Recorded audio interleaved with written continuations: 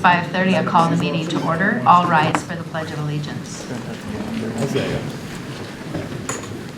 I pledge Allegiance to the flag of the United States of America and to the republic for which it stands, one nation, under God, indivisible, with liberty and justice for all.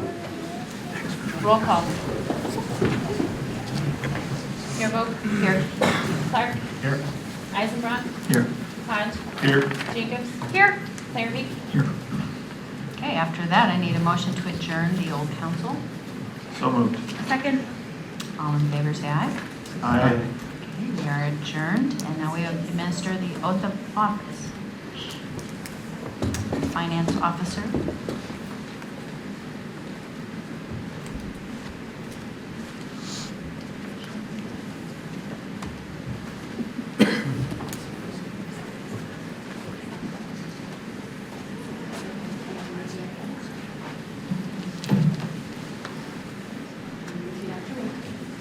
I, state your name, I, Rob Herman, have been elected to to the office of council member the office of council member within and for Ward 2 within and for Ward 2 of the city of Spearfish, Florence County, South Dakota.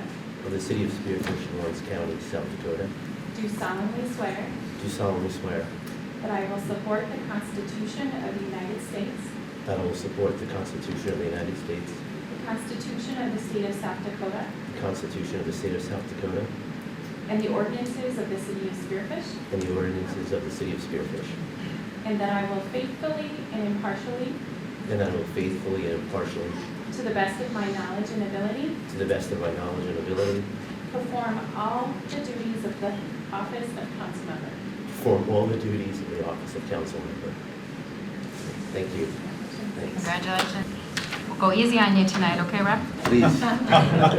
Maybe.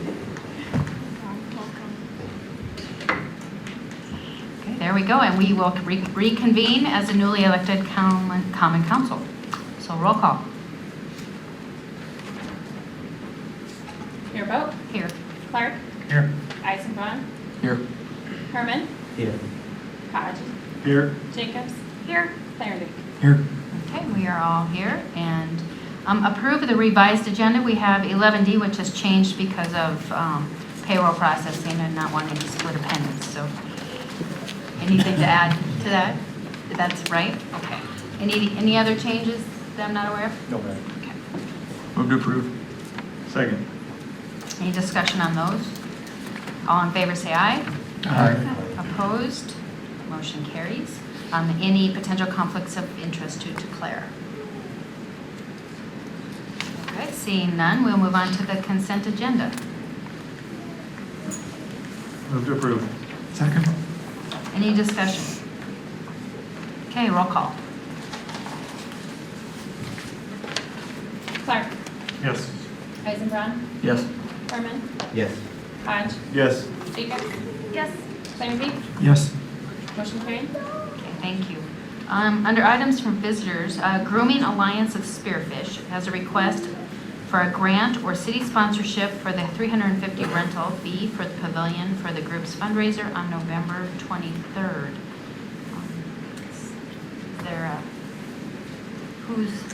Is Michelle here? Or Yes, I am. yeah, come on up, Michelle.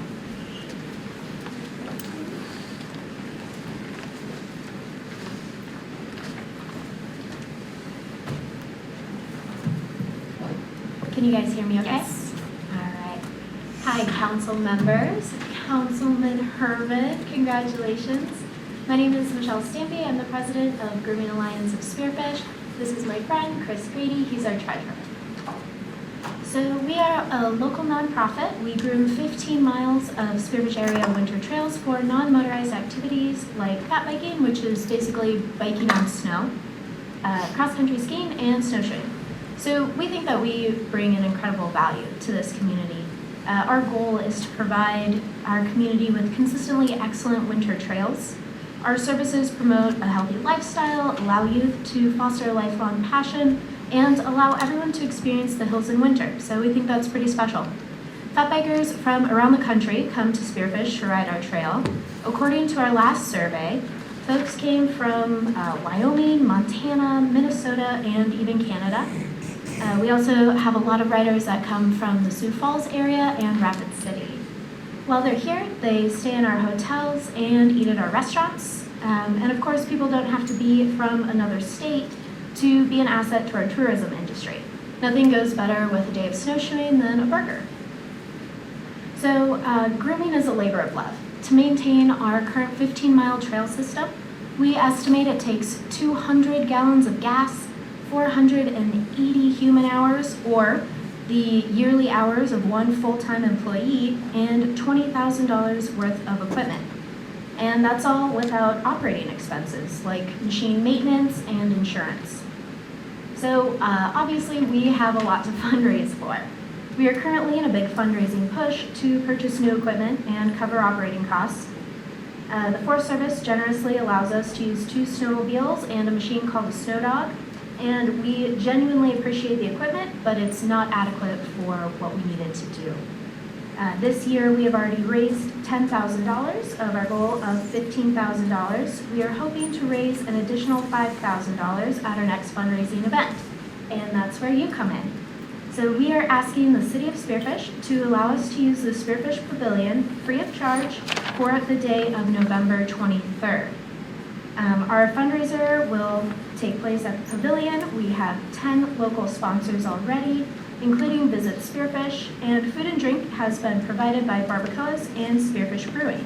Spearfish Brewing will cover the liquor license. Gas has already reserved the date with Parks and Rec and purchased event insurance. Grady, do you have anything to add? Nope, covered it all. Any questions? What questions does council have? Marty? Well, I don't think anybody here would discount the work that you do. There's a whole bunch of different things that go with the pavilion. If you're renting it as a donation, that also means that we're not able to sell it to somebody else. So there's the lost income. You do have insurance, which not all groups that come to us have that. So there's that. There's the deposit fee for the cleaning. There's, because you can have liquor, there's that aspect of it with the cleaning. I guess I support what you do. At the same time, the pavilion, the park, what's the one in the park? I'm trying to think of the name. Snappers Club are really different kinds of venues. Same with Hudson Hall, where if it was a picnic shelter or something, wouldn't necessarily be the same situation as far as the donation goes with the city. So I guess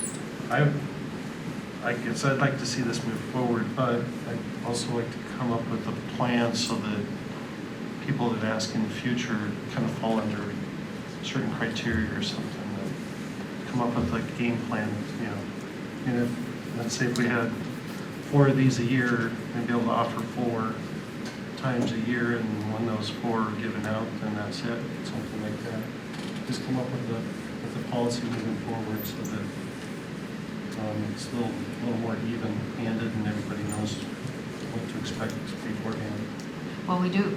Mike, did you want to weigh in here? We do have a policy typically, or I know council has discussed this in the past. I don't know if you were part of those conversations or if that's pre-Mike. Mayor, the last policy I recall is if we provide funding to the organization, we do not waive the fee. Okay. That's the last policy I was a part of. Okay. Yes, Larry. Yeah, unfortunately, my recollection also is it wasn't all that long ago that we decided that we really couldn't donate that because it set such a precedent. So as hard as it is to say no, it wasn't that long ago that my recollection is that we had to deny in the past, just because once we open that door, then it becomes quite a precedent going forward for multiple organizations. So I guess my hope would be that you could find more sponsors, which sounds like we have some good sponsors. So that's my recollection. Okay. Any other comments or questions? Yes, Ron? Yeah, if I could just add that I think gas has already proven themselves over the last year to be an asset to the community. And the fact that, as Michelle has already enumerated, there's a lot of benefit to having them here and having them with the fundraiser. So the idea of asking for $350 when there are several thousand, tens of thousands of dollars that they are attempting to raise, I think that's the least that we as a city could do for them to aid them in what they're bringing to us as a community.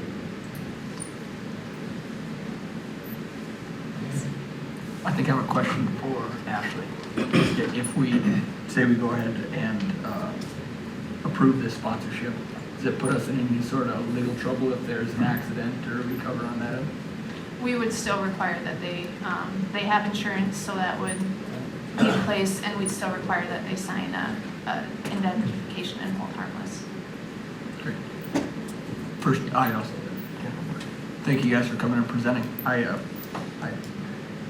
side with Rob as well. I think you guys obviously provide value to the community, and I know it sets a little bit of a precedent, and I do think that we should maybe clean up some sort of policy on that if we do go down this path, but thank you guys for your time. Thank you. Yeah, I think I can speak to some of the tourism aspect of things, just being in that field. When you think about just all the effort that you guys put into and volunteering, all the people that volunteer to make the trails really rideable and also, groomed to perfection every time it snows. And so I think about it's a pretty small fee to donate to a cause where you have a bunch of volunteers giving to a community. And so I think it's an awesome event that's going to happen. Hopefully you raise the funds. And I also think that the amount of tourism and opportunity that it brings to our area in a season when hardly anybody wants to be here is hopefully going to continue to increase. So thank you for all you do. Any other questions, comments from the council before we move for a vote? Okay, is there a motion? I move to approve. I second. Any further discussion? Okay, all in favor say aye. Aye. Opposed? Aye. Aye. Do you need a roll call vote? Okay, motion carries. Thank you.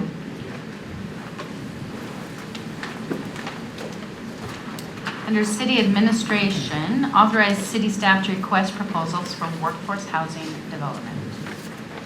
So, Mike. Thank you, Mayor. So, a brief history on this project. Through the mayor's leadership and direction, we as a community have been discussing workforce housing for quite some time. And the mayor said, we're going to do something about it. And so she directed staff to start to brainstorm feasibility. We sat down as a group and threw some numbers out. What do utilities look like? What does infrastructure look like? Can this thing actually work? The further we got down this road, the further the more and more it looked like this might actually work. We started to put together numbers. The mayor took that idea to SEDC and talked about the concept, and it started to gain traction. From there, we met with Darcy and Ryan and Corey, and we sat down in my office with Ashley and Dusty and others, and we storyboarded this concept. We put over 100 thoughts, literally, on the board, thoughts to think through on everything from what should this cost to who should we sell it to, and what does this development agreement look like, what do profit margins look like, and started to think through this project from A to Z. Again, this wasn't government staff sitting behind a desk simply dictating what shall be. We really reached out to the private sector and said, what works for the private sector, what works for the public sector, to come up with a project that we really felt was doable. And as we worked through this, and we worked through those 100 items, it became very clear this has to be a public-private partnership. We're very good at building roads and putting in water mains and maintaining streets and maintaining sewer mains. And the private sector is very good at building homes and selling those homes and dressing up those homes. So I think that is really what this partnership needs to look like. So at a 30,000 foot view, that is the concept. City acquires the land, The city puts in the streets, the water mains, the sewer mains, the other appurtenances that are required, street signs, street lights, etc. And the private sector works with the homeowners to plat the lots, build the homes, or place the homes, and I'll get into that in a second, and then facilitate the transaction of those homes. So I want to give you a little bit of background so that you know how we got to where we're at before we dive into the specifics. So as we talk about the specifics, forgive my rudimentary. Obviously, I'm not a GIS person, but I had whiteout and a magic marker to give you an overview of where we're at. So obviously not to scale, but it does give you an idea of where we're at. So what we did, and I'll be remiss if I left out an important step, as this gained more traction, Mr. Wardeman executed a purchase agreement with Darrell Prop. After he executed the purchase agreement, we came to council to find out if the council had interest in moving forward. Collectively, it seemed that there was general interest in moving forward with the concept. That's how we ended up with the RFP that's in front of you today. So Ryan currently has a purchase agreement on parcel A and an option on parcel B. That purchase agreement is for, in round numbers, $14,000 an acre, roughly, I think, $500,000 in change, or maybe slightly north of $500,000. You might think, well, why are we putting an RFP out if Ryan has the purchase agreement? That purchase agreement is fully assignable. And so we've talked through this. Ryan may be our partner, Joe Jorgensen may be our partner, Darcy may be our partner, nobody in this room may be our partner. We don't know that option, but the purchase agreement is fully assignable to the city or any other party that we may deem appropriate. So, as we get into this, what is the purpose? The purpose, in our view, is to design and construct or place 60 to 100 affordable homes within a 5-year time frame. And why we say place is because we believe that a component of this may be modular homes.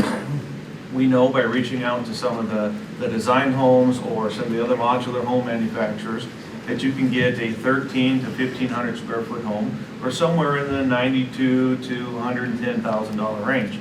So when we talk about putting that home on a $30,000 basement with a $20,000 garage on a subsidized lot, now we're getting into something that is affordable. Excuse me. So modular homes may have to be a component of this project as we start to get into the segments of the homes that we're targeting. We, the city, will assist with the zoning. We, the city, will establish a TIF, and this is all contingent upon council approval. Of course, none of this binds the council to any of the decisions. We, the city, assist with establishing the TIF, and we, the city, are the beneficiary of that TIF to pay for the utilities that would have to be put in as a part of this project. Once the RFPs are hit the market, and then due back to the city, which we'll get into the time frame here in a second, we'll evaluate those RFPs, select a developer, which we bring back and recommend to the council. Hopefully the council directs us to then negotiate the finer points of the development agreement that establish the things such as profit margins, things such as percentages of landscaping, things such as percentages of affordability, right? How many of these homes are built in a particular price point? Things such as, do we allow rental properties in this development or not? So we define that legal relationship between the city and the developer, and then we lock that in. The background, in 2013, the city entered into or established the housing needs assessment, which identified the need for 16 to 20 homes. That's why we've said 60 to 100 homes in the 5-year time frame. We believe that the market is there. The TIF law requires that every home in this particular development be under $275,000. That's what the state of South Dakota said. They cannot be sold over $275,000 for the original selling price if they're going to be in the tax increment finance district. If they're rented, they have to be rented at 80% of the median area median income level or below. So what are the assumptions in the agreement? That we will assume the option and purchase the land. We'll work with the developer to basically design the layout of the particular development. We'll construct the streets, the wet utilities, and work with the providers to construct the dry utilities. and then we'll put in any of the other permits as necessary, street signage, lights, so on and so forth. The developer will submit to us a site plan to include a financial plan. They must meet the affordability requirements. So in the RFP, it says that not more than 50% of the homes shall be between $225,000 and $275,000. Not less than 30% of the homes shall be between $175,000 and $225,000. Not less than 20% of the homes will be, not less, yeah, that's correct. Not less than 20% of the homes will be less than $175,000. So we're really trying to target different price points. And the reason is when there's a variety of homes, we see those neighborhoods tend to take better care of themselves, right? That's a general rule. Developer will be required to design, construct, or place homes on the lot to provide landscaping. One common theme among everyone that was involved is we want this to look nice. If the city's name's on it, and some of the other folks that have been a part of this, if any of their names are on it, we want it to look nice. And so landscaping, I think, is a requirement that you'll see come back to you in a development agreement. So this, we find that if it's not done at the time of purchase, it doesn't get done. A lot of times folks that are having a hard time purchasing a home, landscaping can be an afterthought, and so we really want that to be done up front. The developer will be required to provide the service lines and right utilities to the house, the developer to transfer the legal ownership, and there is a component or an allowance for the developer to provide multifamily rental. We say minimal or none at all. And so that'll be a factor in whether this council awards an RFP or development agreement, whether or not they include that in their proposal or not. Some may not. So what is the schedule? With your permission, we would like to issue this RFP tomorrow. We will host a pre-proposal conference on the 19th of November at 1 o'clock in these chambers for developers to come in and ask any questions of the city attorney, myself, Public Works Director, city engineer. Official questions will be due back to city staff on December 3rd. We will issue an official addendum back to interested parties on the 6th of December, and all proposals due back on the 10th of December. City staff will sit down and evaluate the proposals thereafter and make a recommendation to council on the 16th of December, where we hope you direct us to go back and negotiate with developers the finer points of the development agreement and bring back to you sometime, probably early January, a negotiated development agreement. We can then proceed with design of a particular affordable or workforce housing development. One thing to consider so this has happened quickly, and that's both good and challenging. One of the things that I think is apparent is that there will be, I hate to use the word excess, but I think there is an opportunity for us to fold in green fields, soccer complex, perhaps a softball complex, perhaps a mountain biking complex. That's another item that I've heard quite a bit since I've been here, is a need for more green space. We're seeing our biking community grow. We're seeing perhaps the softball fields needing a new home. I believe there's an opportunity for the council to fold in green space or not necessarily a sports complex, but field space, mountain biking, that type of thing as a part of this project, to direct staff to bring you back a solution. There's an opportunity here. That's a lot. Mayor, I'd be happy to answer any questions you have about this project. Just want to say before I close, thank you to Corey, to Darcy, to Ryan. They were very instrumental, to the staff that I worked with, great team. It was a very fun project. Happy to be here. Whether we do something tonight or not, we're taking steps forward to solving this problem. And I just wanted to add on to that, thank you, Mike, for everything you've done, and it's pretty impressive to walk in and see the whiteboard with, I think you were very, you were holding back when you said you had 100 points on that whiteboard. It was a whole lot more than that, and a lot to work through, and a lot of careful thought that has gone into it. And thank you very much, gentlemen, for assisting and giving us your brain power also to come with something like this. What I just wanted to say, every single state level meeting that I go to, this is part of the discussion across the state. We don't have workforce housing. We don't have workforce and we don't have workforce housing. And so which comes first? And we have been talking about it, and I think Ryan said we've been talking about this for 5 years, 6 years, 8 years. I mean, how long have we been talking about this? Let's do something about it. And so this is our proposal to start doing something about it, and it will be in phases. It won't all happen in 1 year. And the reason why we're doing this is homes. I was just doing research today, and we have about 54 homes this year. And if you just average, and I know the average price doesn't tell you a lot, but the average price is $375, and that's just taking 54 by however million that have been built. So that, I mean, there are some lower price, but you can't find a house for $200,000 in this community. It's just not one that you could actually also put in a tree and landscape. You could just couldn't afford it. So believe in pride of ownership and wanting this to be a great addition to our community. So I just wanted to add that. What questions do you have for anyone on this? Yes, sir. I just have a comment. One, it's great to see a public-private partnership. I did receive a comment from one developer that indicated that the timeline, if possible, the December 10th, if that could be moved maybe to January 10th, because, for example, getting drawings, et cetera, done in that time frame could be a bit tight. So I don't know if we would need to be on that stringent timeline.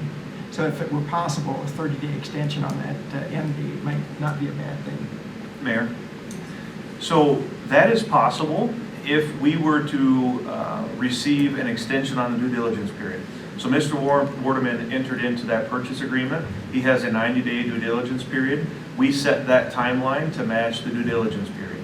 One of two things would have to happen. The city would either need to purchase the land in good faith that we would enter into some sort of workforce housing project, or we would need to, Mr. Prop would need to extend that due diligence period. So certainly, the only thing that is magic about that timeline is that it meets specifically the due diligence period attached to the purchase agreement. So we'll work cooperatively with Mr. Prop and get an answer there, and if so, we'll discuss that in the first public forum that we have on the project. It is tight. All right, thank you. Yes.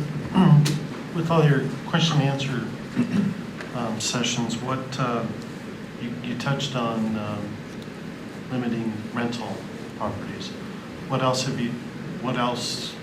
did you discuss for keeping somebody from buying it as an investment to turn around and sell it into your kind of I'd hate to see one person go in and buy 4 homes with the intent of just marking it up and reselling it or whatever. So what other things can be done on that aspect of it? Mayor, so there are several political considerations attached to this. For example, do we restrict it to Spearfish residents only? Do we give them first right of refusal? So all things being equal, right? Two people making the same income, do we allow Spearfish residents first right of refusal to a property? That's a political consideration. Do we say, okay, we're going to restrict this to folks only making a certain income level? Do we say, all right, you can only resell after 2 years, or you can only resell after 5 years? There are a number of those factors that we have written down that we're going to factor into. Some are relevant to the development agreement, some are relevant to the purchase agreement with the buyer, and we have a number of those factors that we'll bring to this body for consideration. Yeah, and some of them must be owner occupied, and we've talked about must be in the home for 2 years, or maybe the city gets the first right of refusal back if they turn around and in 9 months want to flip it. We would have to put it like an escalator on it and say, Correct. we won't, so that it stays low. Yes, these are going to, as homes in Spearfish do, they do gain value, appreciate value quickly, but we just need to have some homes available for that entry level service professional looking for their first home and looking for something that's affordable, so. Mayor, if I may add one more. There is a growing trend to lease homes. So that's another factor that we can explore as a part of this. Yes. I'm not going to say anything different that I don't think the mayor said. Maybe just one more caveat. I'd personally like to thank you guys too for the work, and Mike, setting through the Black Hill State sustainability stuff. I know that this is a big keyword through all that with them as well. Being I'm going to say semi-recent college graduate anymore, it's not as recent as I wish it was, but trying to buy a home, especially the way construction prices have gone in Spearfish over the last couple of years, it's pretty much priced any college graduate that wants to stay in the community out, forcing them to develop pollution, lead, and other alternatives. So I think this is a great step, and I fully support the project. Any other comments? Yes. It's more of a, first of all, I love this plan. I think it's pretty exciting, and I really appreciate all the work you put into it. You mentioned that the city would take part in the general planning of it. Is part of the intent, so that brings me to the green spaces. Is part of the plan to make sure that we have a master plan in the beginning, that the green space is integrated into the neighborhoods and not merely like on the periphery, so that it's just some open space, and that walking, biking, trails, and parks and things like that are part of this as far as a cohesive community flow. Madam Mayor. So one of the things is we don't know what we don't know. If a 20-acre soccer field, softball field, mountain biking complex happens, do we need green space in the affordable housing complex? I don't know that answer. It's something this body will have to decide. Maybe we don't, right, because we have that. And then the more we integrate, the less affordable it comes because we lose the sale of the lot. So we'll have to answer those questions. That thought has come up, and it's something that's on our mind, and we will certainly have it at the forefront as we go through and we look and we work collaboratively with the private sector to develop it. Does that answer your question? Yes. Anyone else? Okay. Are we ready for a vote? Yeah, I'd like to make the motion to authorize the request for proposal for the workforce housing with the caveat of a multi-use green space, and come back with some sort of financing concept for that, whatever that would look like. I'll second that. Any discussion? Okay, all in favor say aye. Aye. Opposed? Motion carries. Thank you. Thank you. Under engineering, approve a change order for Jackson Boulevard, Phase 1 project, and a net increase of $7,986.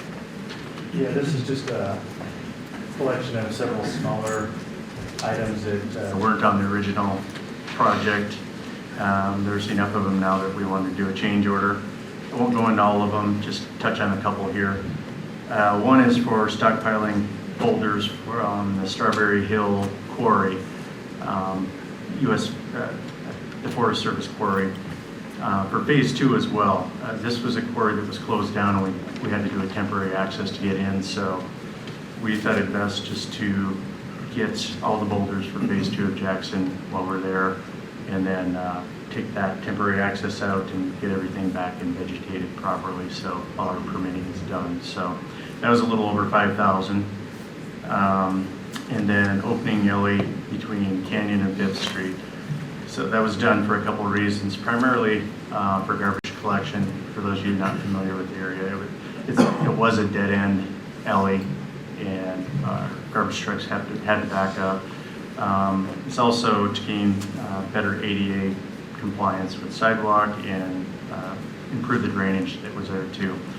Now that was only about not quite $1,400 worth. Just up note though, there were additional costs in there such as asphalt and base course that we already had bid items for.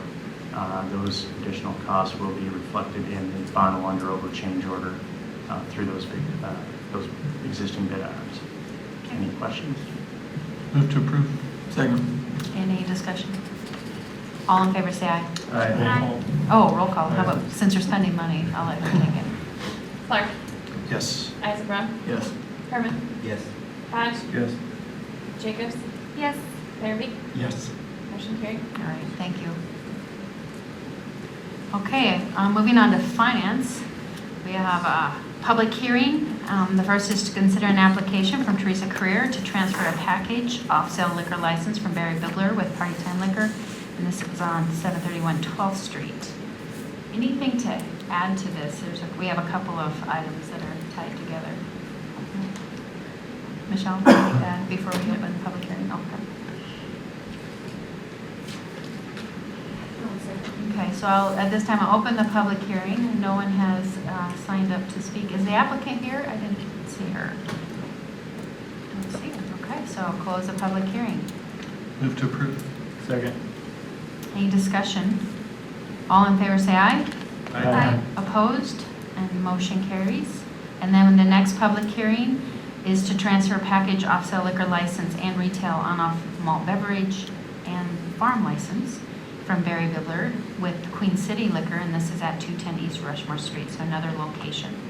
Is there anyone? Okay, I'll open the public hearing, and I will close the public hearing. Is there a motion? Move to approve. Second. And any discussion? All in favor say aye. Aye. Opposed? Motion carries. Human Resources. And then I'll let you take all those, Jody. Hired Daniel Van Holland is a benefit-eligible assistant city planner. It's a grade 19, step 1, $23.74 an hour. This is the 2020 scale because it will go effective 12/15 of 2018. And this one would be effective 12/16/2018. It is a replacement position. Daniel will be graduating with a Master's of Public Administration from the University of South Dakota in December, and he currently has a GPA of 4.0, and he has completed a couple internships where he worked on ordinance research, planning and zoning revisions, and different things with it. Move to approve. Second. Any discussion? Okay, roll call. Clark. Yes. Eisenbrown. Yes. Herman. Yes. Pott. Yes. Jacobs. Yes. Larrabee. Yes. Motion carried. Okay, let's talk about Okay, Mayor, insurance. Mr. Herman is going to take these. Sure, Okay. Mayor, if I may. Yes. Thank you. I sit in on interviews, one position below department heads. And one of the things that I've seen is we often lose candidates that are okay with our salary, but when they look at our health insurance benefit, they are not impressed. And so we've been okay until this year. This year, we got hit with between a 14% and a 17% increase on our health insurance benefit. We got those numbers last Wednesday night. Jody and several of the department heads and I came together Thursday morning to try to scramble and put something together. We did that.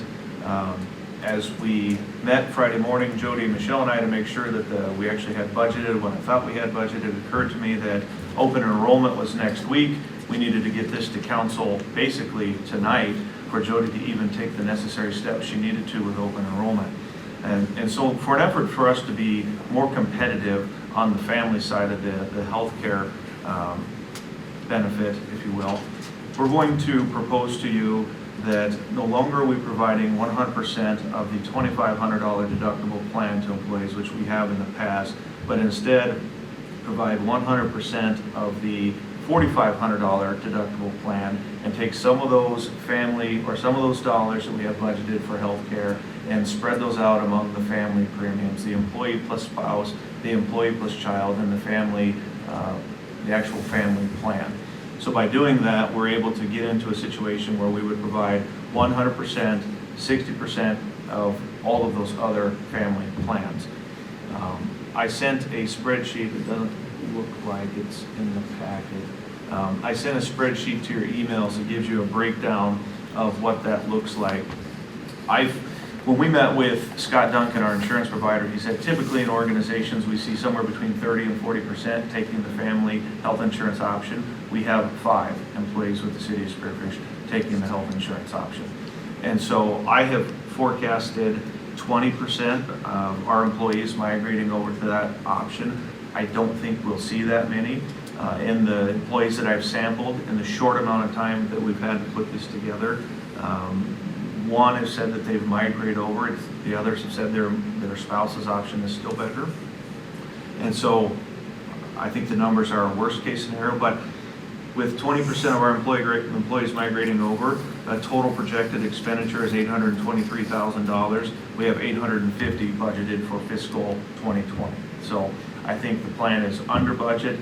I think it gets us to a scenario where an employee is able to get a family plan for around $600 a month, which for those at the higher end of the pay scale, that's more affordable. That's still quite a bit for somebody making $17 an hour dispatching for the city of Spearfish. So I would recommend this plan to you. Met with all the department heads. They expressed their support for the plan, and wish we had more time to take this to committee and answer any questions you have, but unfortunately it's a function of our renewals. We have to guess during budget season. We guessed pretty well, and here we are. So answer any questions that you might have. Any questions? So two employees that are in the same position, been working for the city for over 3 years. One is single, one is married, so the married one's going to get $300 more a month in healthcare coverage. Mayor, could he ask a question again? I'm not quite following. He was just saying, so if you're single or married, the married person was going to get more money because for the healthcare than a single person. That would be correct if they opt for that plan, but they'll also have more coming out of their check. The same benefit is available for everybody.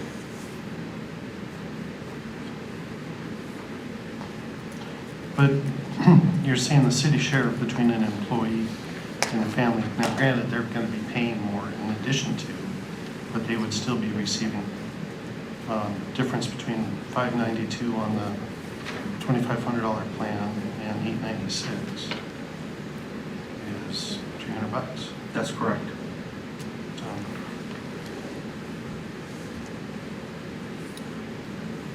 So why not have, currently the city's paying $550. So if the city did 100% of the single employee, $2,500 deductible would be $642. Why not apply that same number across the board for everybody? And if somebody's got a family plan, they would have to pay more out of pocket. Mayor. Yes. Councilmember Clark, am I hearing correctly say apply the 642 across the board evenly? Yes.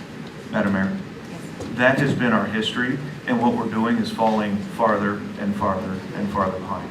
And what we're seeing is that is not the trend in employers to apply that benefit across the board equally. We have a number of benefits that not every employee takes, the tuition reimbursement or vision or dental, et cetera. To that employee that says they're getting a benefit that I'm not getting, everybody's eligible for it. And at the point that that person gets married, that amount would come out of their check. That benefit is available for everybody. And when we do that, apply that same amount, this is what we see. We see that, well, for example, I called the city of Belfouche today. They spend $1.1 million on healthcare coverage for 50 employees. We spend $700,000 on 105 employees. The city of Deadwood covers all of their family benefit. They require their their family plan, they pay 90% of their family plan. It's across the board, so it's 10% or 90% across the board, whether you are single or family, it doesn't matter. So that family person would be getting a $2,200 benefit that the single isn't getting. It's very common among employers to cover a certain percentage of that benefit. And you either elect to take it or you don't.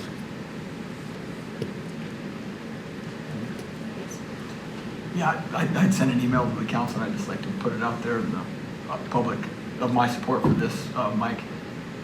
Healthcare costs, everybody knows, are getting out of line and getting pretty crazy, but the ability to attract good help with poor benefits is non-existent. You see it in the private sector, you see it in the government sector, so I think this is a step in the right direction.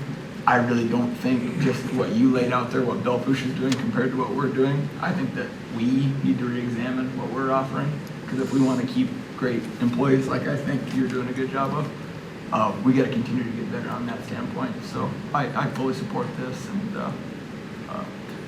thank you. Any other comments, questions?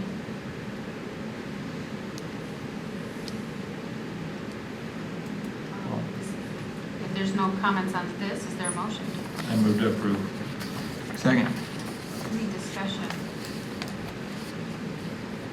Okay, roll call.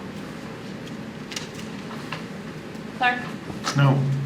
Eisenbrun, Yes. Herman, Yes. Hodge, Yes. Jacobs, Yes. Clairby, Yes. Motion carries. Next, the 60% city contribution, 40% employee contribution. Well, we had to discuss that. I move to approve. Second. Any discussion, further discussion? Michelle, roll call? Clark, No. Eisenbrun, Yes. Herman, Yes. Hodge, Yes. Jacobs, Yes. Clairby, Yes. motion carried. Okay, and then the third one is the numbers that are in front of us. Move to approve. Second. And discussion on those. Okay, roll call. Clark, No. Eisenbrun, Yes. Herman, Yes. Hodge, Yes. Jacobs, Yes. Clairby, Yes. motion carried. Okay, thank you. Thank you for quick work on that. Under Parks and Rec, authorize city staff to remove the regular annual water park membership and move to a single annual water park membership rate as set in fee resolution 2019-22. In 2019, we sold 1,098 water park memberships. That was down about 125 from 18. We did a 5% increase across the board, which we think contributed to the lower sales. What we're requesting to do is remove the regular rate, which is a higher rate of about $170, and move to a single water park rate of $136, which is what the current residents are receiving. What we've seen with our staff is that when people walk in that may live in the 57783 zip code, that own a business in Spearfish or own rentals in Spearfish but live outside of the city limits and are forced to pay the higher rate, they tend to walk away and not buy our memberships.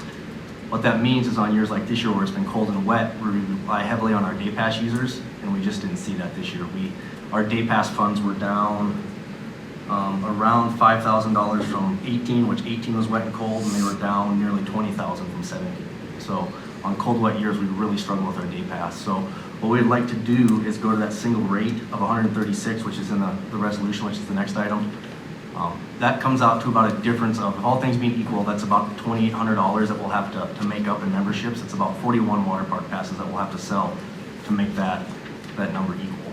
We think we can easily do that by changing our marketing strategy, by reaching out to not only the people that live in the Spearfish area that aren't residents, but Bellpush, Sundance, Lee, Deadwood, Sturgis, those communities where we can say, hey, there's one water park right now, whether you live in town or out of town, come visit our facility, come visit our attraction, bring money to Spearfish. So that's what we'd like to do. Move to approve. Second. Okay, so the first is to remove the regular annual park membership. We have a motion and a second. Any discussion? All in favor say aye. Aye. Opposed? Motion carries. Oh, opposed, we have one opposed. Then next is approve resolution 2922, which sets the fees.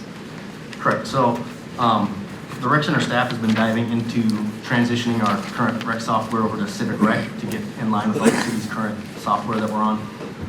What that entails is moving all of our fees over to the new software. While we've done that, we found that there's a lot of fees that are out of date that need to be updated. There's fees that we don't charge anymore. They just need to be cleaned up. In addition to this, Michelle had came to me and said, hey, since we're doing this, can we get everything rounded to a nice even number? Because the way our system reports sales tax and the way Michelle has to report sales tax is not the same.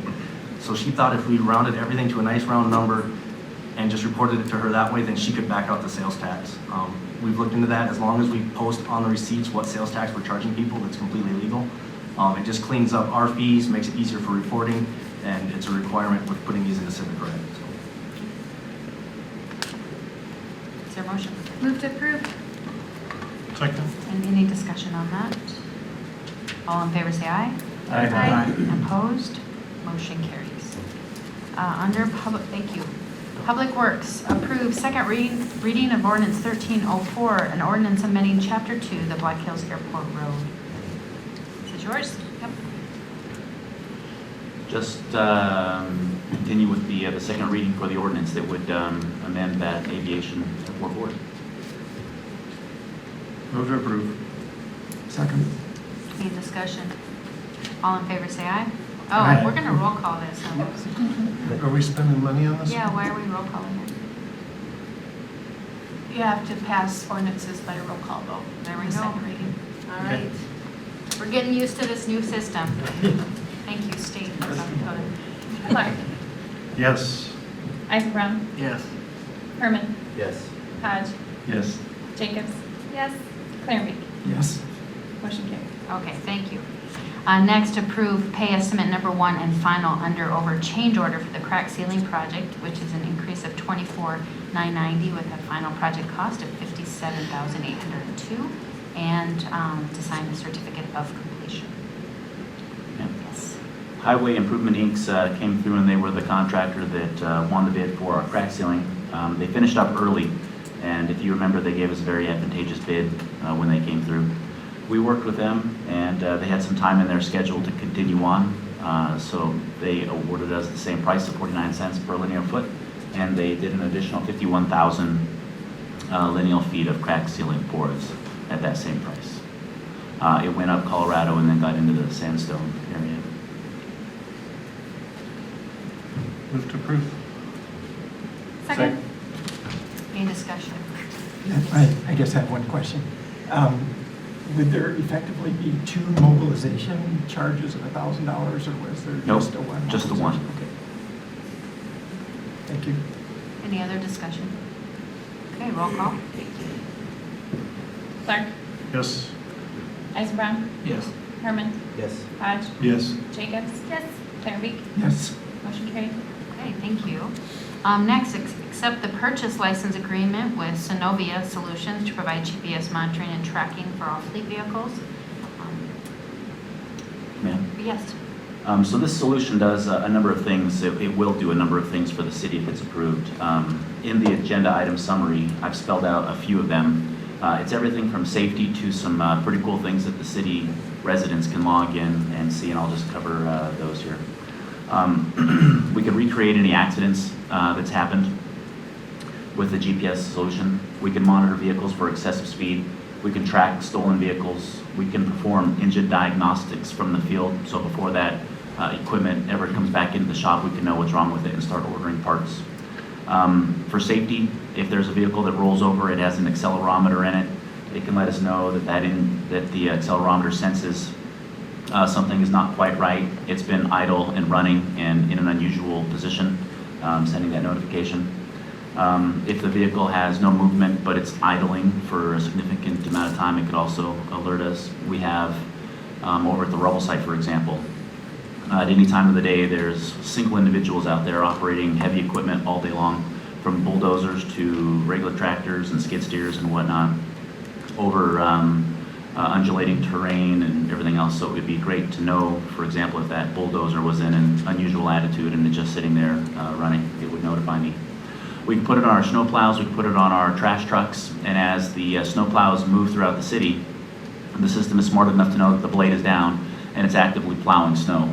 A city resident can log into a website, see at the beginning of the day the whole city red, and as the plows continue to move through the city, those streets slowly start to turn green, for example. So now they would know my street's been plowed, it's safe for me to go to school or go to work or anything else. If it's continuing to snow for that day, they have the ability to log in with their address, and as more people populate that website with their address, the streets can go from green back to yellow, for example, and back to red. So me or Brandon or whomever is sitting in Command Central and we're monitoring the snow event, we can say, all right, that street's going back to red, we need to reroute the crews to go back there and start clearing that area again, or get more salt, or whatever the case may be. Same thing with the trash trucks. You wake up and you forgot to take your trash out the prior day. You can log into the website, see where the trash truck is, and then potentially beat it out there with your can, which is going to be a neat little added benefit to this. It's not cheap. It's under the Sourcewell contract. There's an initial fee of $1,473 for them to come out and then start the installation process, and then a monthly fee of $655. That's a 3-year commitment that we're making. After that 3 years, we own the equipment. And then during that 3-year period, if for some reason some of the hardware gets sundowned, it's no longer compatible with the software, they'll come out and then replace it so it's compatible with the software. After the 3 years, we have the option of renewing it, the service contract, and then we can continue indefinitely as long as we want to continue to use that product. We would be responsible for any of the hardware that was no longer compatible with the software at that point,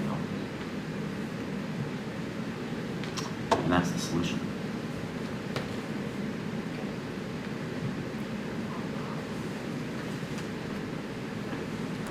Move to approve. Second. Any discussion on that? All in favor, say aye. Aye. Oh my gosh, that's a lot of them. Go ahead, Michelle. Yes.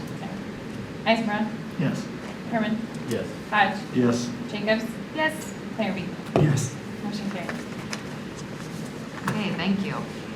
Next, approve the bill list dated November 4. Move to approve. Second. Any discussion on that? It's a roll call vote, I see. Clark, Yes. Eisenbrown, Yes. Herman, Yes. Hodge, Yes. Jacobs. Yes. Larrabee. Yes. Motion carries. Okay, I think we're done with roll calls. So, mayor and council items, any items for council to discuss? Okay, I have one item. Rob will be serving in George's place on the Public Works Committee and also the Humane Society and High Plains Western Heritage. And we may change that up. I just want the council to start thinking about the boards that they're serving on. And the New Year's quickly coming. And so if there does need to be some changes, just let me know that if there's something that you have a preference for or would like to change something up, just let me know on the board you serve on, okay? So I do need approval for Public Works Committee, the council, and also Humane Society and High Plains Heritage. Move to approve. Second. Okay, any discussion on those?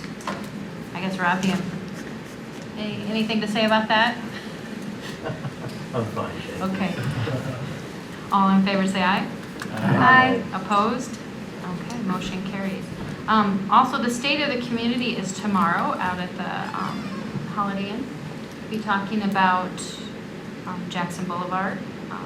I'll be talking about workforce housing, our public safety department and how that has changed this year, and a few other things. I only have 15 minutes, so it will go fast, and I'm going to just breeze over Jackson and keep on going. So that will be tomorrow, along with Black Hills State Public Schools and the county will also be speaking. Then I'll be gone the rest of the week in Chicago for a board meeting. So that's kind of my week. Anything to add before we move on? Okay, any department items? Thank you. The things that either have consumed my world we have talked about or will talk about. Nothing further. Okay. And Jana, welcome back. Thank you. Okay. Just one quick thing, Tanya and I will be in Pier next Wednesday to plead our case to the TA Grant Selection Committee on why Spearfish deserves the $400,000 that we applied for. So we have 15 short minutes to basically sell our rec pass. So Very good. hopefully we'll be hearing sometime in late December, early January on whether we're selected or not. So Thank you. Ashley? Michelle? Doesn't matter. Okay. Kat? I don't have anything. I think the fire department would like to update you on our wildland deployment. Yeah. Just so the audience can hear you too. Mayor, council, just so you are aware of what's going on with the Wildland crew. They completed their assignment in California. As of 11 o'clock today, they're on the road back unless they get reassigned somewhere else. So they're due to be back either late tomorrow or early the following day. Very successful trip. None of our guys were injured. They got their mission accomplished. The apparatus we sent them with turned some heads. So we had a very good showing from our people in California. What was the total time that they were gone? How long were they gone? They left, by the time we get back, if it's tomorrow, it'll be 12 days. Okay. All right, thank you. Okay, anything else? No? Okay, so now we move on to public comment. If anyone has anything to say, come on up and state your name and address. Okay. Hello, everyone. My name is John Dale. I live at 239 West Jackson Boulevard. Welcome, Councilman Herman. Congratulations on winning. It's very good to have you. So, health savings account. Nice. Wow, that's actually really nice. Dusty, Yes, great job. Great job, you guys, like that last storm. Thank you very much. That's perfect. As best as you can get it so that it's not thrown so far on the sidewalk is awesome. Did he do a good job? Yeah, okay. Tell the team thank you. Let's see. Everybody's been asking me, how are we going to clear the snow with these new barriers in the middle of the road? Everybody's really worried that a snowplow is going to take one out in this huge display, and they just hope that they can upload it to YouTube at the time, you know. I get the impression that that's going on. So I just met Alex today from the Pioneer. I think I get that question a lot. I think the public wants to know. I would love it if you two could get together and just ease people's concerns that there's going to be some kind of catastrophic snowplow event. It will. So, and I've been just kind of winging it, you know, hoping for a good insurance policy. Okay, so I wrote an article. I'd like to invite everyone to read it. I've sent it out to everyone I know. Pat, I would love your feedback. I've got a copy over to Mike because it deals with a law enforcement doodad that was inspired by the deaf lady who was at council a couple of weeks ago. And it's interesting. It's my response to Senator Thune's article on Sunday. So I would love for everyone to read that. That would be wonderful. I took the time to write it, and it was heartfelt, and I think it was informed as well.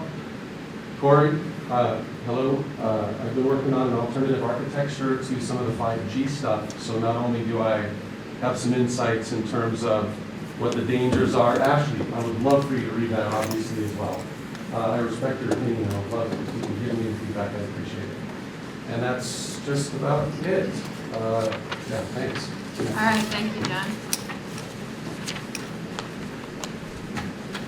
Corey Menton, Spearfish Economic Development. Just wanted to thank you on behalf of Spearfish Economic Development for your leadership and action on the workforce housing issue. To kind of echo what the mayor was saying, you know, workforce attraction, retention, it is the biggest challenge facing our Spearfish business community. We hear day in and day out, workforce, and a big part of that is affordable housing, workforce housing. So again, we've been talking about it a long time. Thank you for your leadership and making it happen. I agree. I think it was Mike or someone mentioned earlier, this is going to require a private-public partnership, so thank you. Thank you. And I yield the remainder of my time. Okay. Very good. Anyone else? High school seniors, anyone dying to speak? No? Okay. So I will close the public comment. At this time, we are going to adjourn. So move to adjourn to executive session. Second. Okay, all in favor, say aye. Aye. Okay, we are adjourned into executive session. We will take some time to sign your papers for you, and then I get to go to class.